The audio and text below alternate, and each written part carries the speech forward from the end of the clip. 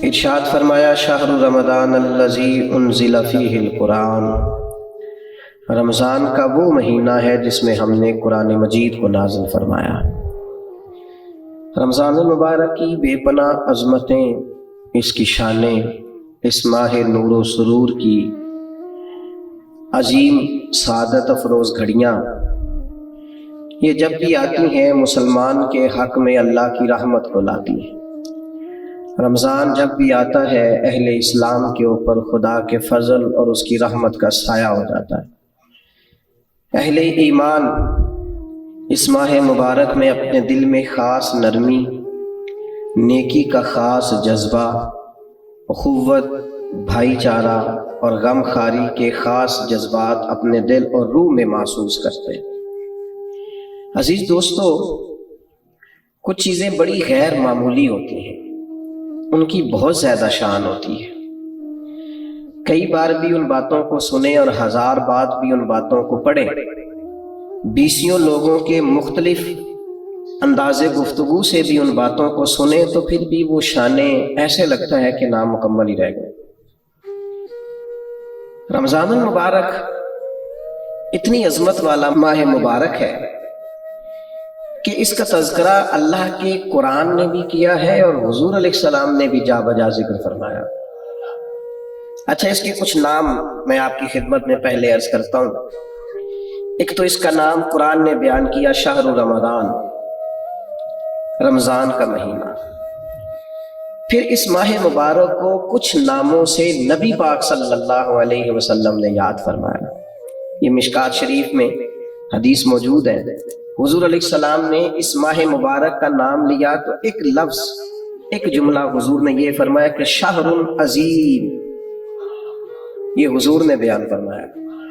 فرمایا عظمت والا مہینہ، عظیم مہینہ، یعنی کسی کو کوئی شخص کہتا ہے یہ عظیم عالم دین ہے، یہ عظیم حافظ قرآن ہے، یہ عظیم سماجی شخصیت ہے، یہ عظیم لیڈر ہے، اور جس کو حضور عظیم فرمائے، جس کو نبی کریم علیہ السلام کہیں، سرکار فرمائے، میرے نبی رحمت علیہ السلام فرمائے کہ ماہ مبارک جو رمضان ہے شہر عظیم، یہ بڑا عظیم مہینہ ہے۔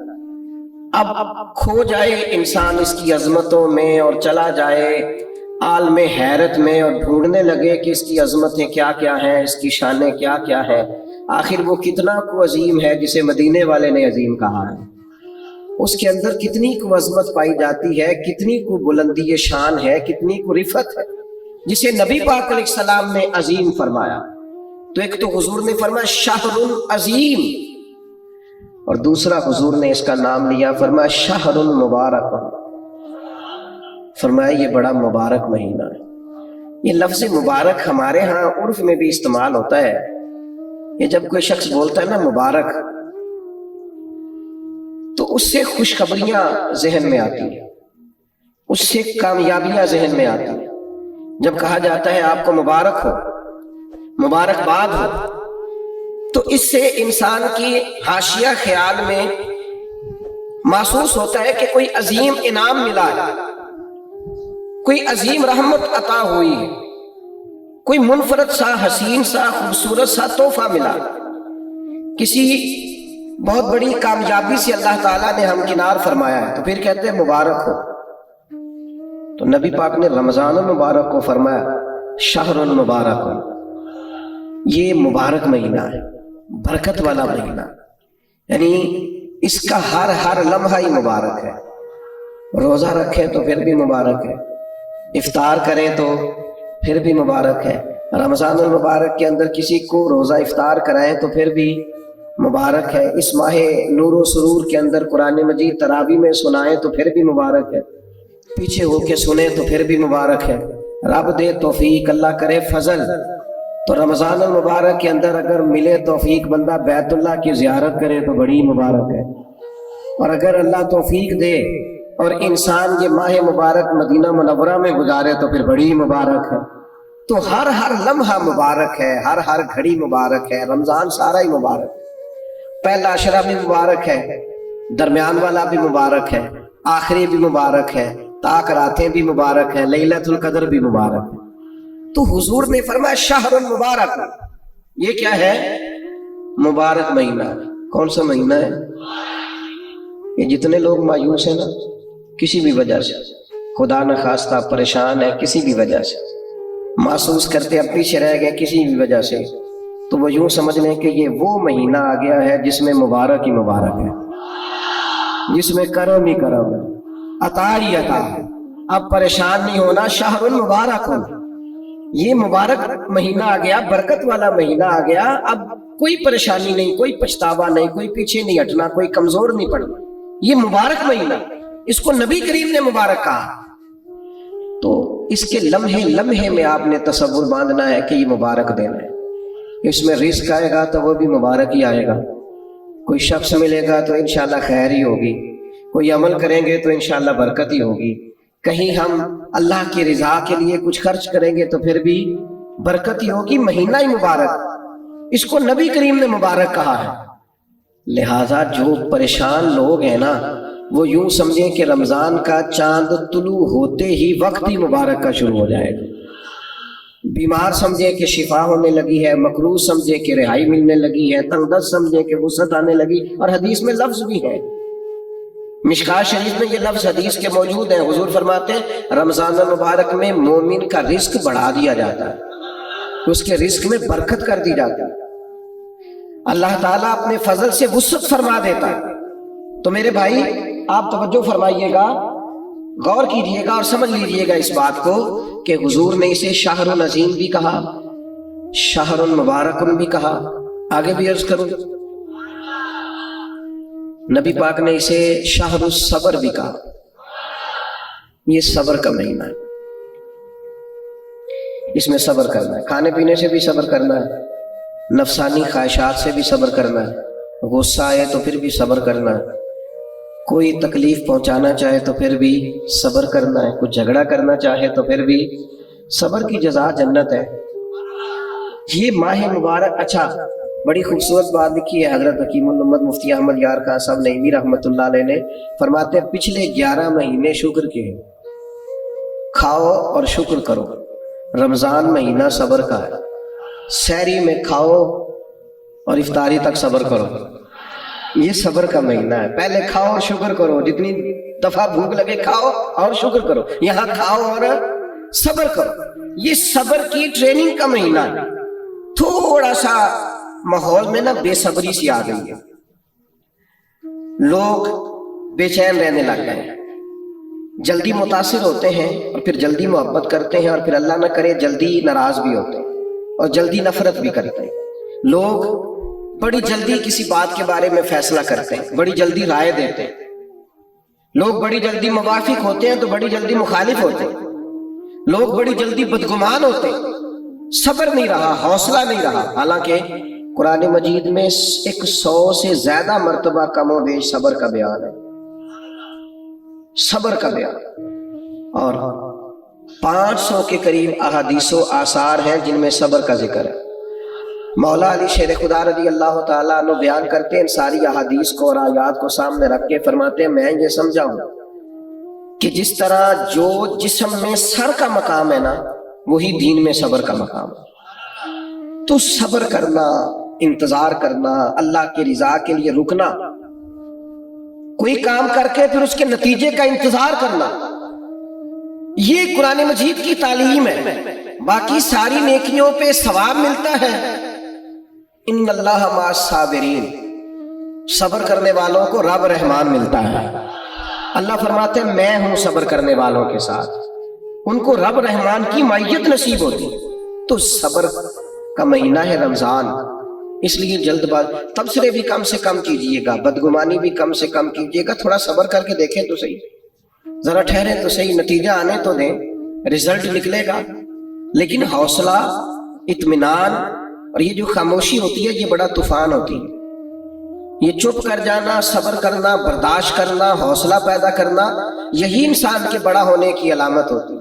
لیکن اگر کوئی شخص چھلکے چھوٹی چھوٹی بات پہ، ذرا ذرا سی بات پہ تڑپے اور چھوٹی چھوٹی باتوں پہ اس کے ہاتھ پیر پھولنے لگ جائے اور سانس اکھڑنے لگ جائے اور زبان خشک ہونے لگ جائے اور ہونٹوں پہ سکری آنے لگ جائے، تو اس کا مطلب یہ ہے کہ یہ شخص معاشرے میں، سوسائٹی میں کبھی بھی کوئی بڑا کام نہیں کر سکے۔ تھوڑا سا حوصلہ، تھوڑا صبر، تھوڑا اطمینان۔ کسی سیرت نگار نے بڑی خوبصورت بات لکھی ہے، کہتے مکے والے لوگ دشمن بن کے حضور کے مقابلے میں نکلے، پر محبوب نے اتنا صبر کیا، اتنا صبر کیا کہ حضور کے صبر نے ان سارے دشمنوں کو نبی پاک کا غلام بنا دیا۔ وہ دشمنیاں عقیدت میں بدل گئیں۔ آپ تھوڑا صبر تو کریں۔ میں جھگڑے ہو جاتے ہیں نا دوستوں کے، اور کبھی گھروں میں بھی، بعض اوقات خاندانوں میں بھی جھگڑا ہو جاتا ہے، تو میں کہتا ہوں ذرا کمنٹس تھوڑے سے تھوڑے کرنا، رد عمل ذرا کم سے کم دینا، اس لیے کہ اس کام کی ہونی تو آخر میں سنا ہی ہے۔ تو ایسا نہ ہو کہ آپ اتنی سخت رائے دے چکے ہوں بے صبری کے عالم میں کہ پھر وہ آپ کی صلح کے راستے میں وہ جملے رکاوٹ بن جائیں۔ تو صبر سے، اطمینان سے، قرار سے، یہ سارا رمضان المبارک صبر سکھاتا ہے۔ یعنی آپ کے گھر میں نعمتیں پڑی ہیں اور آپ کے سامنے پڑی ہیں اور آپ کی اپنی ہیں اور آپ کی جائز کمائی کی ہے، اور بھوک بھی پوری لگی ہوئی ہے، کھانا نہیں، صبر کرنا ہے۔ رب کا جب تک حکم نہیں نہ آتا، افطار کا ٹائم نہیں ہوتا، اتنی دیر تک کھانا، یہ صبر ہے۔ تو یہ صبر ہی پھر انسان کو محرمات پر صبر سکھائے گا۔ یہی صبر پھر سکھائے گا کہ جس طرح تیرے پاس سہولت موجود ہے، تو کھا سکتا ہے، تیرے کنٹرول میں، پر تو نہیں کھاتا، اسی طریقے سے کچھ چیزیں تیرے کنٹرول میں ہیں، تو لے سکتا ہے، پر چونکہ تیرے لیے جائز نہیں، لہذا تو نے صبر کرنا ہے اور وہی لینا ہے جو تیرے رب نے تیرے لیے جائز رکھا ہے۔ حرام کی طرف ہاتھ کو بڑھانا نہیں، نظر کو للچانا نہیں، کبھی بھی لقمہ حرام کی طرف نہیں بڑھنا، اس لیے کہ اللہ تعالیٰ نے یہ تیرے لیے مقام صبر رکھا ہے، اور اس مقام صبر کو کبھی بھولنا، تو نبی پاک نے اسے شہر العظیم بھی کہا، اسے شہر المبارک بھی کہا، شہر الصبر بھی کہا۔ پھر نبی پاک صلی اللہ علیہ وسلم نے فرمایا وشہر المواسات، فرمایا یہ مواسات کا مہینہ ہے، یہ غم خاری کا مہینہ، دوسروں کا خیال کرنے کا مہینہ، دکھ بانٹنے کا مہینہ ہے۔ ہم نے نا اپنے دیہاتوں میں ایک بات دیکھی کہ جو بچیاں بیاہ کے چلی جاتی تھی نا،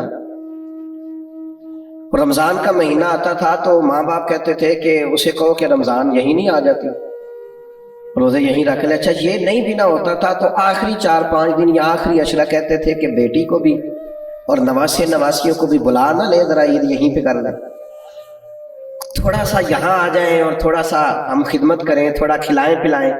ہم نے یہ دیکھا کہ لوگ نا رمضان المبارک کا خاص اہتمام کرتے، یعنی افطار کا شوق ہوتا کہ میں کسی کو افطار، اب تو خیر افطاریاں سیاسی ہو گئی، اب تو گاہک پکے کرنے کے لیے افطاری ہوتی ہے، پارٹیوں کی افطاری ہوتی ہے، اب تو سیاسی افطاری ہوتی ہے، اب تو ووٹ شوٹ پکے کرنے کے لیے افطاری ہوتی ہے، اور اس میں تصویریں ہوتی ہیں اور اس کے اندر جناب VIP کا ماحول، کریں کوئی حرج نہیں، یہ جائز ہے، کوئی منع نہیں، امیر سے امیر آدمی کی افطاری کرائیں، اچھے مقاصد کے لیے کرائیں تو بالکل جائز ہے، کوئی منع نہیں، لیکن اس سارے میں غریبوں کو نہ بھول جائیں، جو اصل حقدار ہیں ان کا حق نہیں بھولیں۔ غربا کے ساتھ ضرور کچھ نہ کچھ ایسا ماحول بنائیں کہ وہ باوقار طریقے سے افطار میں شریک ہو جائیں۔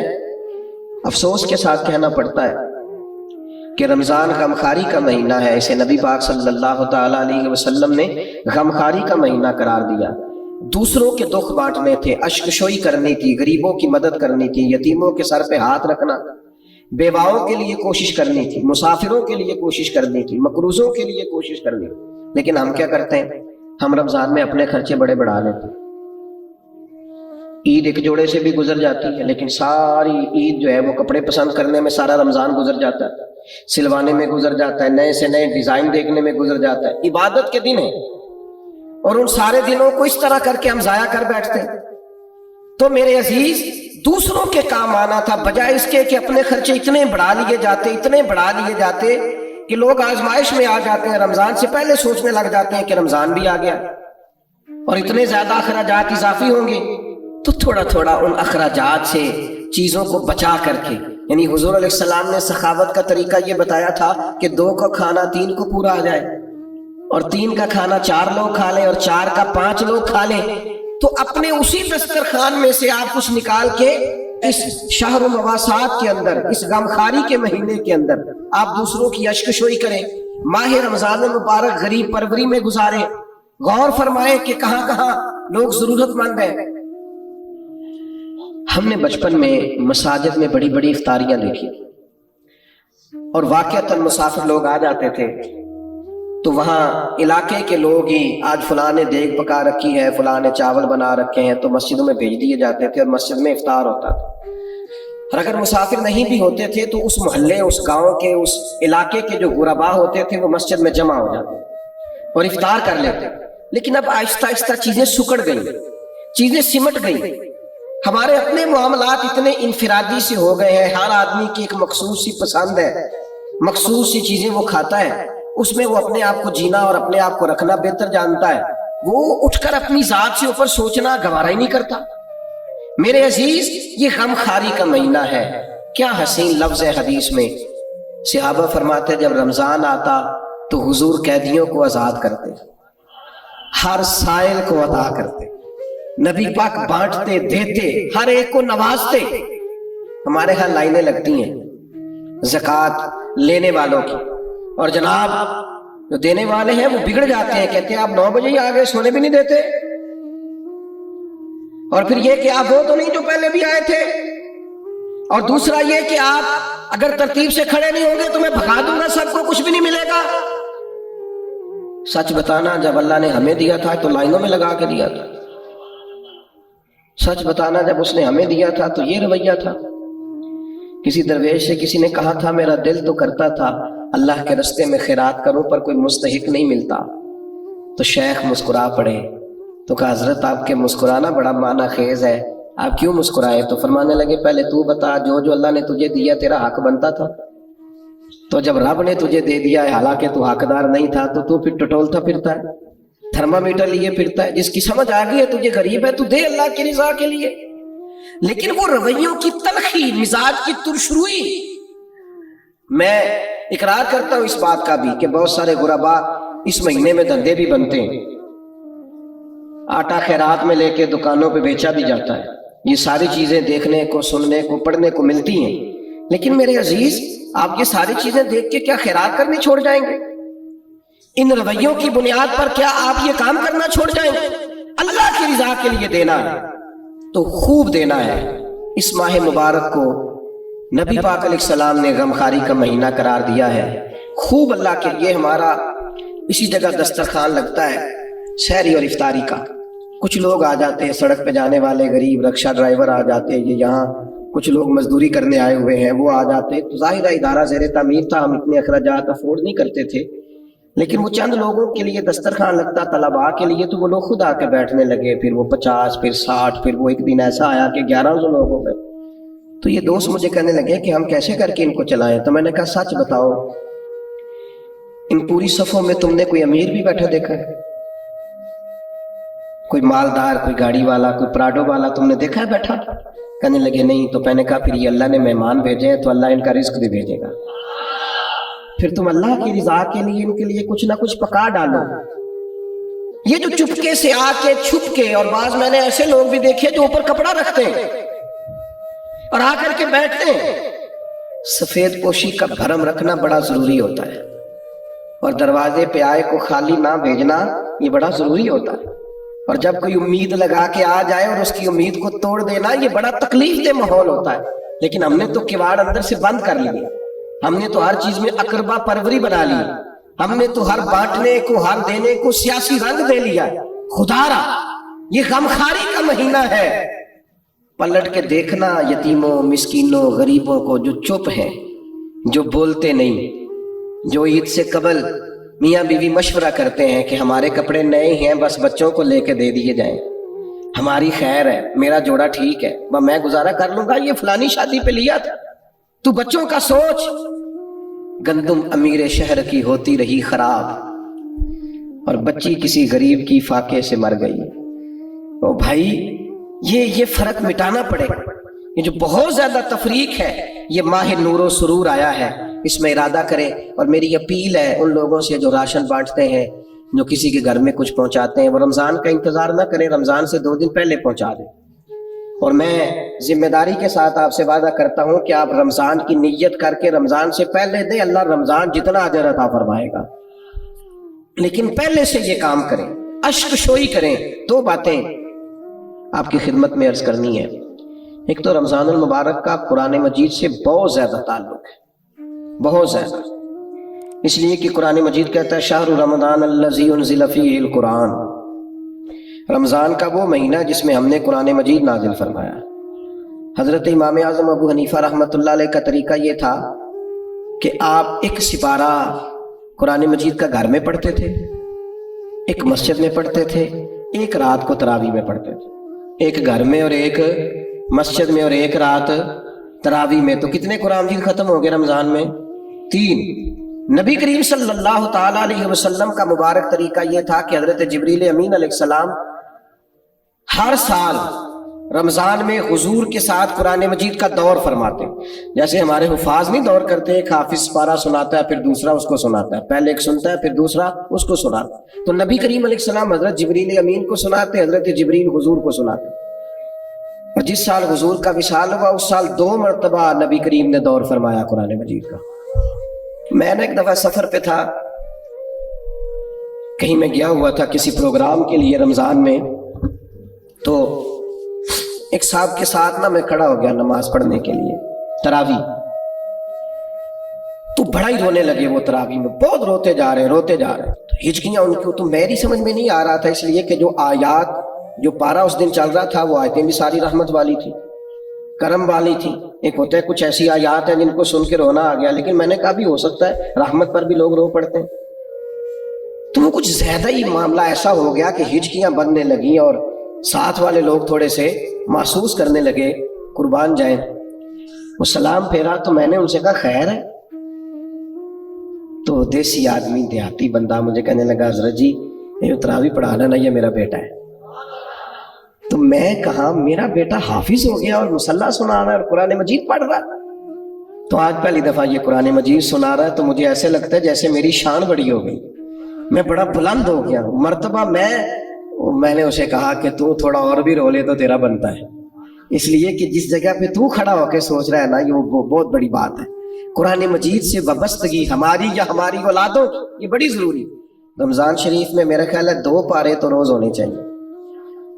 میری خواہش یہ ہے کہ دن میں آپ ترجمہ پڑھیں پارے کا، تھوڑا غور سے پڑھیں، اس کی تفسیر دیکھیں، اور رات کو پھر وہ تراویح میں سنیں، آپ کو عجیب سا لطف آئے گا، آپ محو ہوتے رہیں گے اور سارا دن وہ چیزیں آپ کے حاشیہ خیال پر چمکتی دمکتی رہیں گی، آپ کو سرور آئے گا، یہ کمال کام ہے۔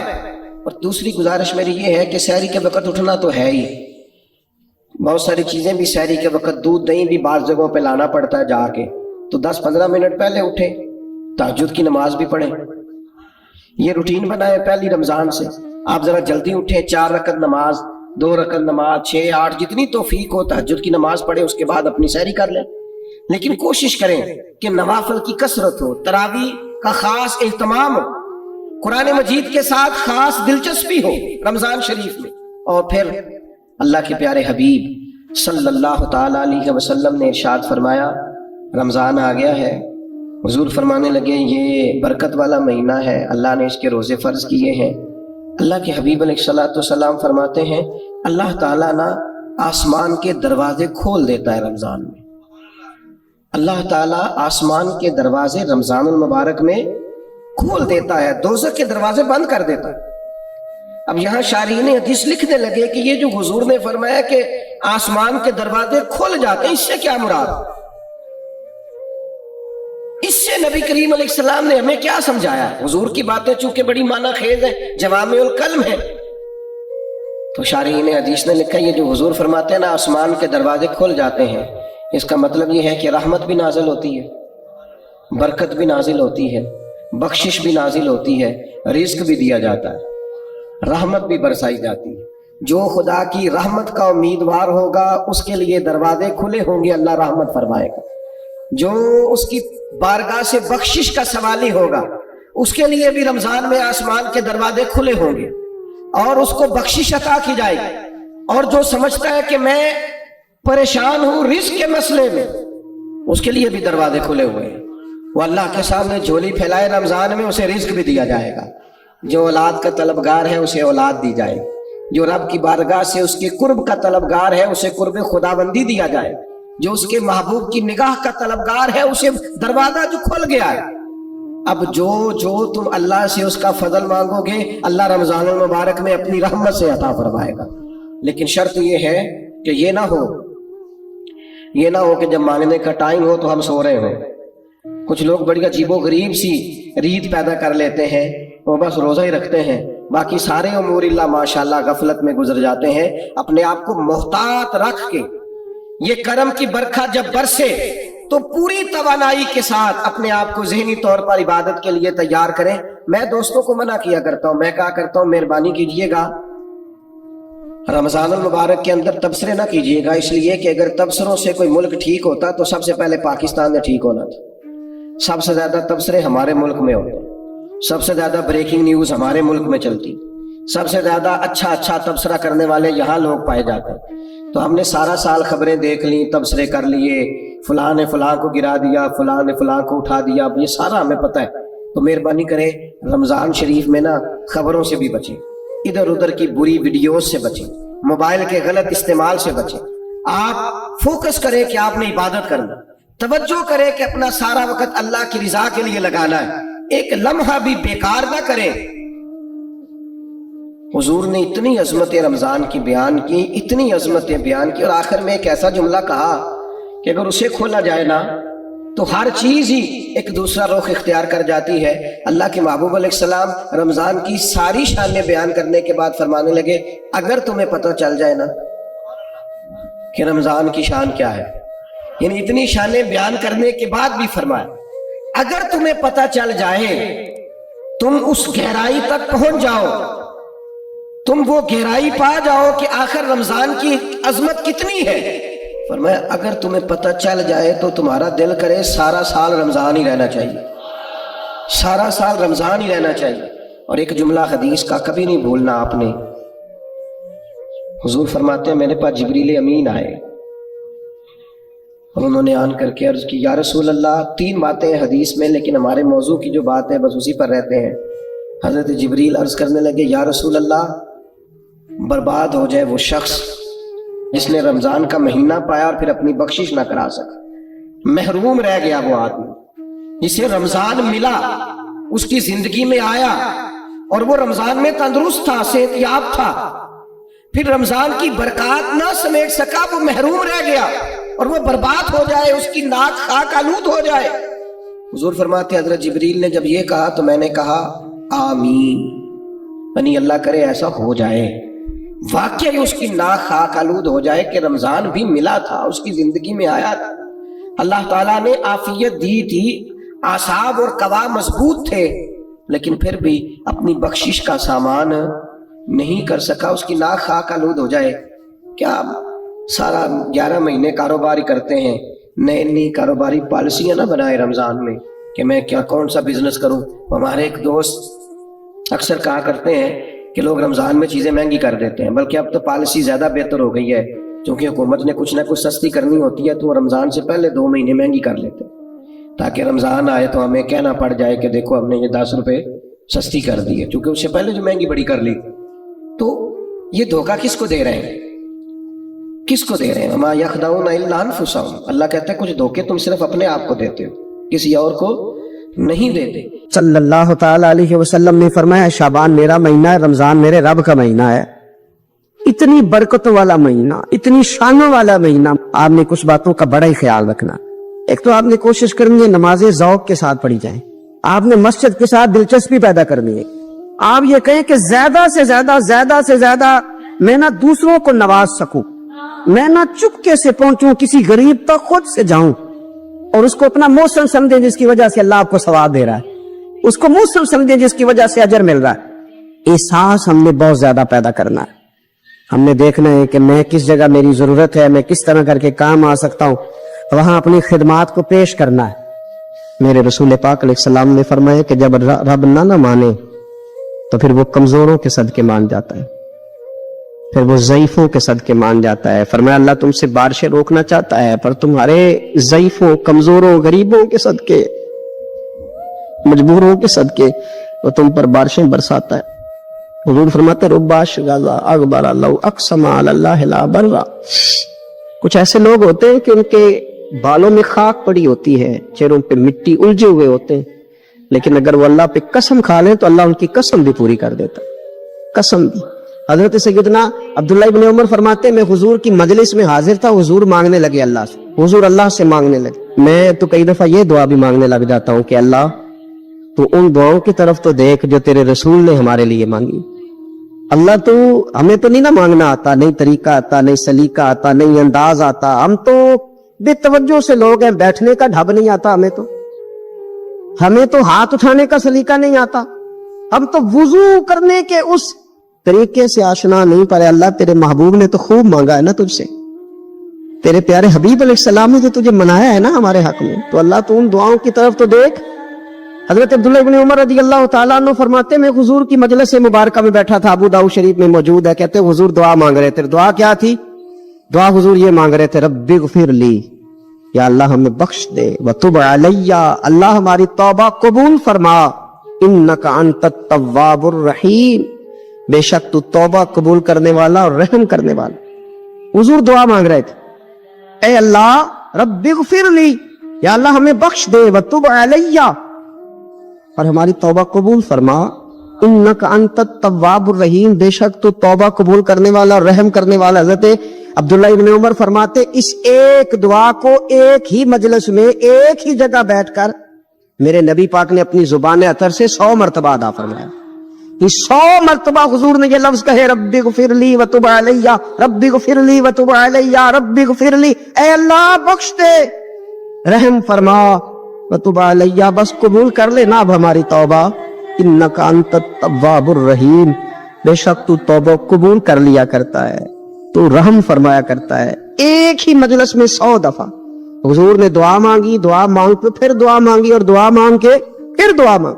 اللہ کو منایا میرے رسول پاک, حضور نے ہمیں بتلایا اسے مناؤ, اس کی بارگاہ عالی مرتبت میں جھکو. اور حضور نے خود بھی یہ طریقہ ہمارے سامنے بطور سنت کے چھوڑا, اور پھر نبی پاک صلی اللہ علیہ وسلم نے آگے بڑھ کے ہمیں کچھ اور باتیں بھی ارشاد فرمائی.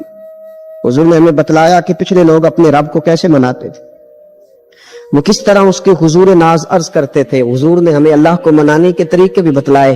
فرمایا جب ماں باپ دعا مانگیں گے اولاد کے حق میں تو وہ مان جائے گا. حضور علیہ السلام نے فرمایا جب مسافر دعا مانگے گا تو اللہ مان جائے گا. فرمایا میرے رسول کریم نے کہ جب بیمار دعا مانگے گا تو اللہ مان جائے گا. اور سید عالم علیہ السلام فرمانے لگے جب تمہارے ضعیف, کمزور, مجبور لوگ دعا مانگیں گے تو اللہ مان جائے گا. اور حضور نے فرمایا جب تم فرض ادا کر کے دعا مانگو گے تو اللہ مان جائے گا. اور میرے محبوب نے فرمایا جب پچھلی رات اٹھ کے تم اس کے حضور عرض کرو گے تو وہ تمہاری دعاؤں کو قبول کر لے گا, وہ تم نے مان جائے گا. اور حضور نے ہمیں دن بتائے, فرمایا جمعے والے دن مانگنا مان جائے گا, شب قدر کو مانگ لینا مان جائے گا, شب برات میں دعائیں کرنا وہ مان جائے گا, رمضان کی راتوں میں مانگنا مان جائے گا, قرآن پاک کے ختم کے موقع پر دعا کرنا مان جائے گا. طریقے بتلائے. اب یہ ہے کہ ہم نے تو مانگنا تھا نا اس کی بارگاہ میں, ہم نے تو حاضر ہونا تھا, ہم نے تو جانا تھا. اب ہم نے آگے بڑھنا ہے, اس کے حضور عرض کرنا ہے. حضور نے ہمیں بتلایا, ہمارے پیارے رسول صلی اللہ تعالی علیہ وسلم نے بتلائی کہ جب انسان بہت زیادہ عاجزی کرتا ہے نا, بہت زیادہ عاجزی, تو پھر بھی اللہ مان جاتا ہے. جب وہ اس کے حضور بہت عجز کا اظہار کرتا ہے, بہت زیادہ عجز کا اظہار کرتا ہے, وہ ڈر جاتا ہے اسے. وَلِمَنْ خَافَ مَقَامَ رَبِّهِ جَنَّتَانِ, فرمایا جو میرے سامنے کھڑے ہونے سے ڈرے گا میں اسے 2 جنتیں عطا کروں.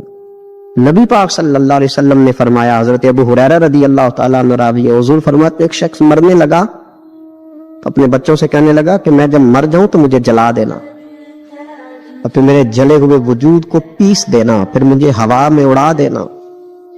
پتر مجھے اڑا دینا, مجھے بڑا ڈر لگتا ہے, اگر رب نے مجھ سے حساب پوچھا تو میں قابل نہیں ہوں, اڑا دینا مجھے ہواؤں میں. اگر اس نے مجھ سے عذاب لیا تو حساب لیا تو بڑا سخت حساب لے گا. حضور فرماتے ہیں, بخاری میں موجود ہے, اس کے بچوں نے اسی طرح کیا. اس کے مرنے کے بعد اسے جلایا, ہوا میں اڑا دیا. اللہ کے محبوب فرماتے ہیں رب کریم نے حکم دیا زمین کو کہ اس کے ذرات کو جمع کرو. زمین نے ذرے جمع کیے, خدا نے حکم دیا تو اس کا وجود پھر سے اسی شکل میں ہے. تو رب کریم نے فرمایا یہ جو تو نے وصیت کی تو کیوں کی؟ اللہ جانتا ہے کہ نہیں جانتا؟ یہ کی تو کیوں کی؟ تو رو پڑا کہنے لگا اللہ میرے اندر تو طاقت نہیں تھی تیرے سامنے کھڑا ہو کے حساب دے سکوں تجھے منانے کے لیے، تیرے خوف سے ڈر گیا. رمضان کی سعادت افروز گھڑیاں ہیں، رمضان المبارک کی بخت سنوارنے والی گھڑیاں ہیں، رمضان کی نصیب چمکانے والی گھڑیاں ہیں، رب کو راضی کرنے والی گھڑیاں ہیں. رمضان کی وہ گھڑیاں ہیں جس میں جو آدمی سمجھتا ہے میں بڑا پیچھے رہ گیا ہوں وہ بھی آگے بڑھے، اللہ کی رحمت پا لے اور وہ بھی دوڑ کر کے زندگی کے سفر میں آگے نکل جائے، اللہ کی رحمت اسے ملے گی. لیکن خبردار ایک لمحہ بھی ضائع نہ کرنا، بیکار نہ کرنا، فضول ابحاث، فضول بحثیں، فضول کا موبائل، فضول کی گفتگو، فضول کا لیت و لالا. اپنے آپ کو بچائیں اور ذہنی طور پر اپنے آپ کو تیار کریں کہ انشاءاللہ روزے بھی پورے رکھنے ہیں، تراویح بھی وقت پہ پڑھنی ہے، تہجد کی نماز بھی رات کو پڑھنی ہے اللہ کے فضل سے، غریب کی مدد بھی کرنی ہے، جس حد تک ہو سکا میں نے دوسروں کے لیے خیر بھی جمع کرنی ہے.